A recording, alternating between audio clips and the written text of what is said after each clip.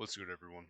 My name is Epic Pumpkin, and today we'll be going over the patch notes for Tiny Tina's Wonderlands. With the new DLC, they dropped a huge amount of changes, so we're going to go through some of the ones that I tend to find interesting. So first and foremost, finally they changed Lucky Dice is now tracked per profile instead of per character. So all you need to do is just load in and save your Fate Maker to apply the progression to your profile if it was created before the actual update.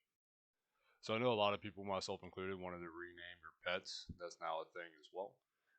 For the true in-game chasers out there, Chaos tiers now go up to level 35, which is going to be very interesting considering Primordial Gear will now appear on Chaos tier 35. I want to talk about that for a second. A couple of things that I've been seeing is people are kind of upset about that because they just finished their builds or they spent a lot of time grinding for gear, which I can understand. That happened to me as well, grinding for one of my Clawbringer builds. But that's how it goes in loot games, right? I mean, you're gonna get something, DLC comes out or a patch comes out, your gear's gonna completely be warped or non-usable, and you're gonna have to change it. It's just the way it goes, unfortunately. But it also does add what we really care about to the game, right? Replayability, chasing down what you truly want or need for min-maxing or that new shiny piece of gear.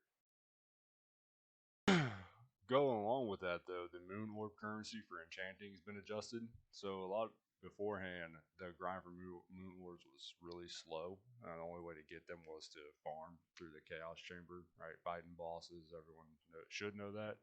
But the maximum Moon Orbs that a player can hold now has been changed from 4,000 to 16,000, which is great because now you can actually reroll enchantments and keep going instead of not being able to pay for it. So what I mean by that is like you would have to re-roll an enchantment on something and be like, well, I can't even pay for this because it's higher than the maximum amount. So the final chest in the Chaos Chambers in the Endless Dungeon portion will actually drop 14 Moon Orb stacks now. A lot of these changes are bug fixes. There's a huge amount of them. I don't know the amount exactly, but there is a huge amount of like NPC changes or boss changes. One of the things that I'm really happy about is they actually buffed the Clawbringer, which is my favorite class. So they increased the damage radius of Cleansing Flames melee damage, which is nice. Removed the cooldown on the Storm Smite skill, which is fantastic. Increased Storm Smite's damage as it scales with higher levels by 50%, which is going to open up different variety of classes, in my opinion, as far as builds go for the Clawbringer. They also improved targeting for Storm Smite, which I do like. I know that when I use the skill personally, sometimes I'll use it and be like that's not where that's not what I wanted. Oh, okay, game. Remove Storm Smite's delay between the puddle and lightning bolt spawning. They also did adjust the Berserker as well. They increased Dreadwind's damage as it scales with higher levels by 28%, which is a huge percentage increase. And they did address a UI concern with the Dreadwind melee frequency appearing incorrectly on the HUD, so now to accurately track the frequency count. Now for the weekly rotation portion, this one's going to be a part of the new DLC. The weekly event in the game will be active from April 21st to the 28th. Also activated the in-game mini event cosmetic collectors, and they increased the chances for cosmetics to drop from bosses, especially head and face gear and armor colors. So that's really big for me.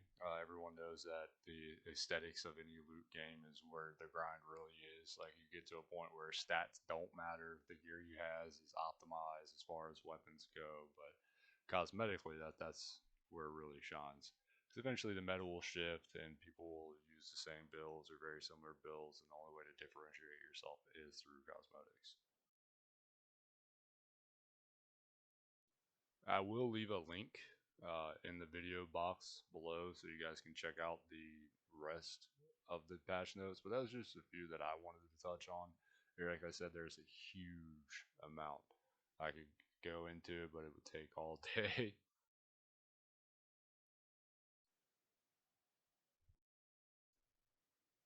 They also changed a couple of items as well too, like the Buffmeister was changed, the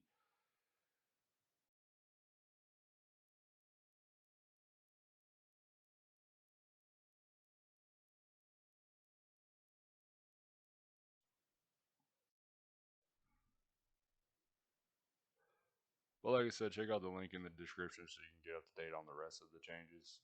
There's a lot to go over, a lot, and it would take hours for me to do that.